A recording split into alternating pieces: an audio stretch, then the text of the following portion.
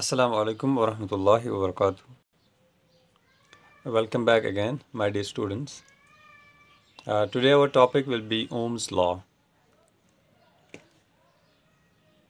इससे पहले हम Ohm's law पढ़े मैं यहाँ पे थोड़ा सा सर्किट डायग्राम के बारे में बताना चाहता हूँ कि सर्किट डायग्राम किसे कहते हैं और कैसे ड्रॉ करते हैं। Electric circuit is represent by drawing circuit diagram. ये एक सर्किट डायग्राम है जो यहाँ पे हमने शो किया है। And this circuit diagram shows the connection of various electrical components.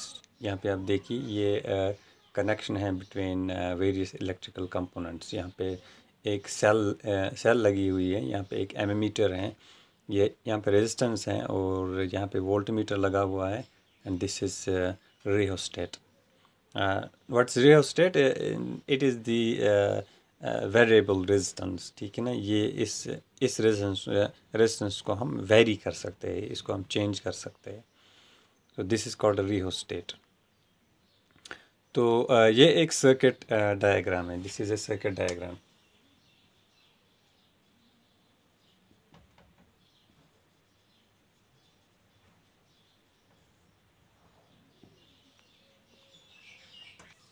Let's now discuss Ohm's law. What is Ohm's law? In 1827, a German physicist, George Simeon Ohm, he found a relation between the current I flowing in a metallic wire of resistance R. For example, this is the metallic wire.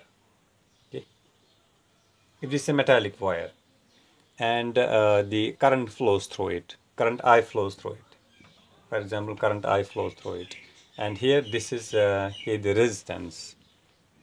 Okay, metallic या किसी भी इस metal में resistance तो inbuilt होती है। ठीक है ना, आयरन में रेजिस्टेंस होती है, कॉपर में रेजिस्टेंस होती है, दिस और and various other these components इनमें रेजिस्टेंस इनबिल्ड होती है। तो किसी मेटल में रेजिस्टेंस कम होगी तो किसी मेटल में रेजिस्टेंस ज़्यादा होगी।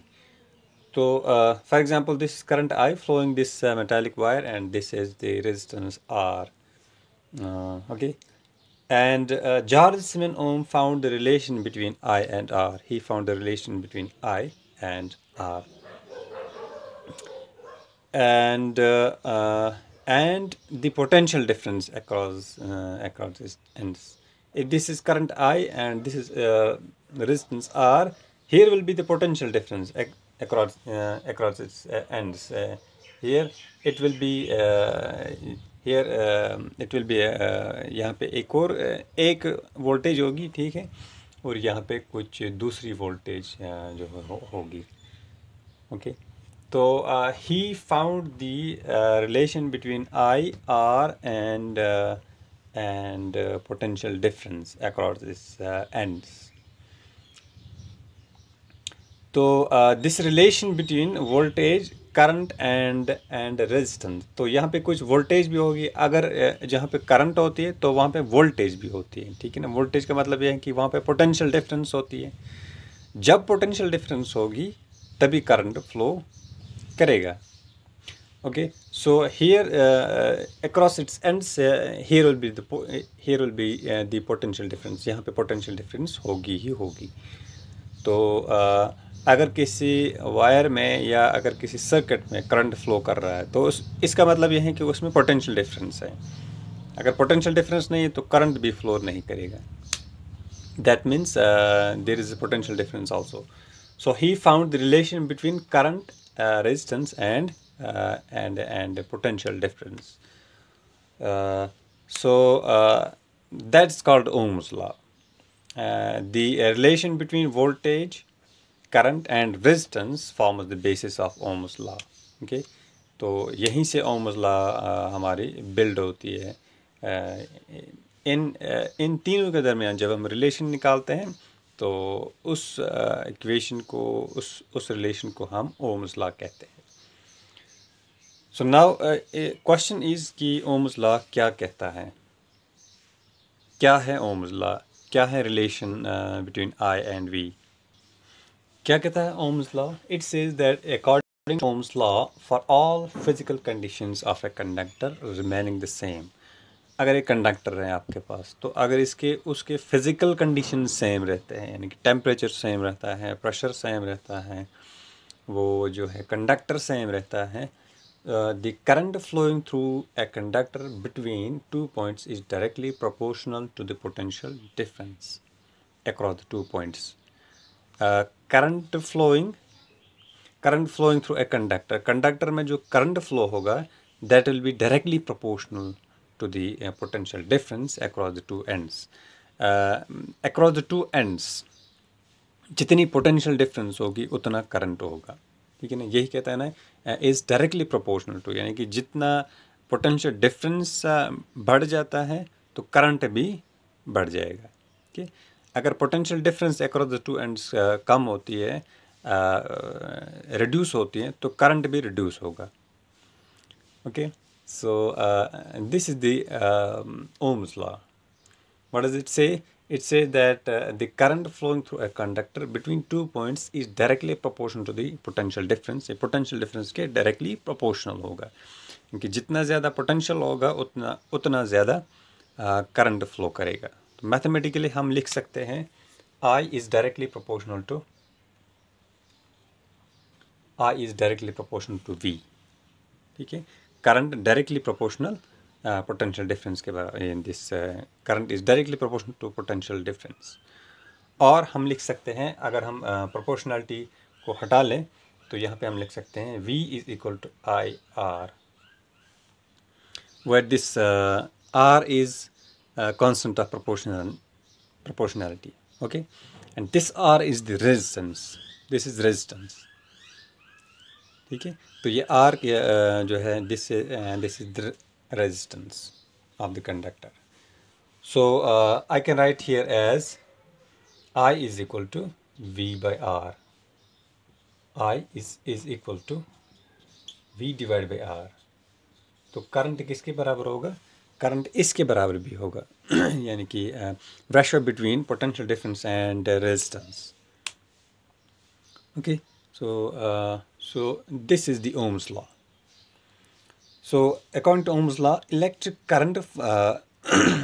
current passing through a resistance is inversely proportional to the resistance. देखिए यहाँ पे क्या शो कर रहा है कि अगर रेजिस्टेंस ज़्यादा होगी तो करंट यहाँ पे कम होगी। Okay, so this is inversely proportional to the resistance. Current is inversely proportional to the resistance. जितना ज़्यादा रेजिस्टेंस होगी उतना कम this current होगा। So this implies that electric current will decrease with increase in resistance. Okay, resistance increase होगी तो electric current decrease होगा, and vice versa.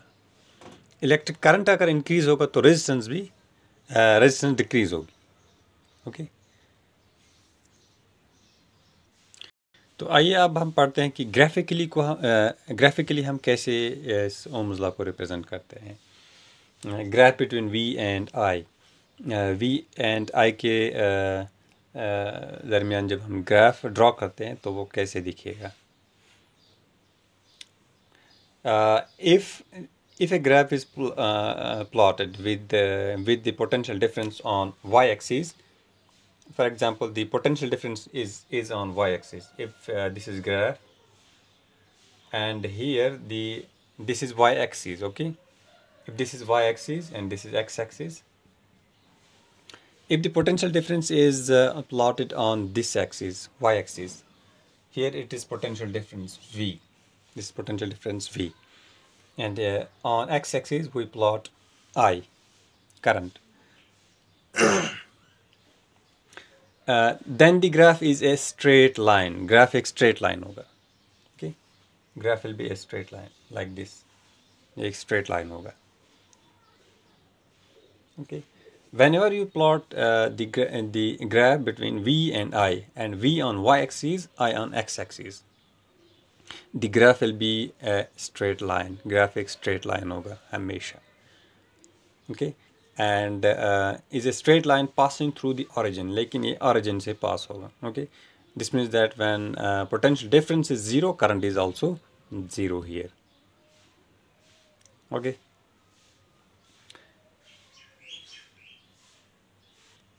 This slope gives the resistance. Okay, ये जो slope है ये हमें resistance show करेगा. Okay, so this slope is V by I. This is V by I, and V by I is R. ठीक है ना, V by I R के बराबर है, रेजिस्टेंस के बराबर है. तो यहाँ पे मैं एक दूसरे ग्राफ से शो करूँगा कि रेजिस्टेंस कब हाई होगी और रेजिस्टेंस कब लो होगी. तो इस ग्राफ में is the relation between voltage and current. यहाँ पे जो ये जो स्लोप है, this is the steeper slope. ये एक स्टीपर स्लोप है, और ये वाला जो स्लोप है दिस इज़ लेस स्टीपर. तो ये हमें लो रेजिस्टेंस शो करेगा. Okay, less steeper slope show the low resistance, and greater steeper slope shows the high resistance. Okay, यहाँ पे ये हाई रेजिस्टेंस शो करता है, greater this steeper slope, and this less steeper slope show the low resistance. ये देखिए यहाँ पे current, अगर मैं सपोज ये पॉइंट लेता हूँ. ओके, तो यहाँ पे करंट कितना है, इतना है. ठीक है ना. तो ये जो वोल्टेज है, वोल्टेज कितना है, यहाँ पे है वोल्टेज. ओके, एंड अगर हम यही पॉइंट ले लें इस स्टीपर स्लोप का, तो इस पे पोटेंशियल डिफरेंस कितनी है, यहाँ पे इतनी है.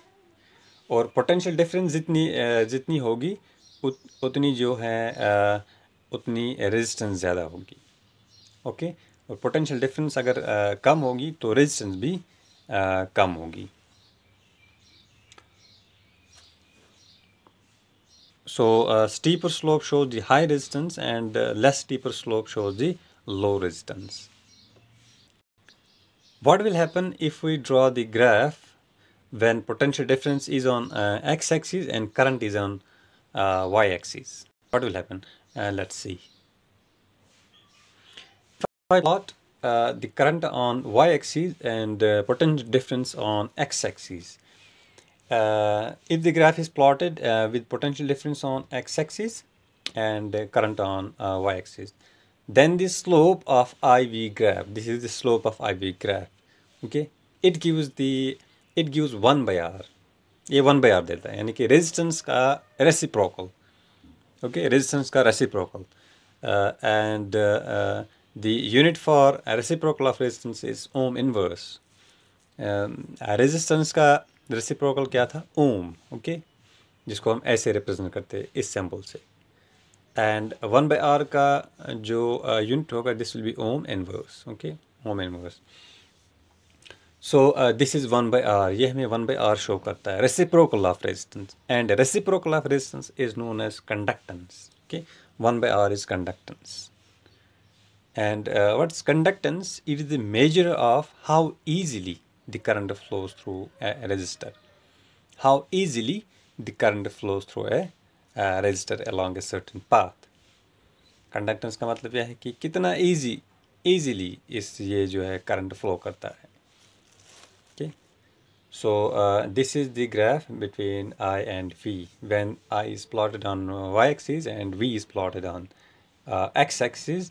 This gives us the reciprocal of resistance, which is conductance, and conductance is the measure of how easily current flows through a resistance along a certain path.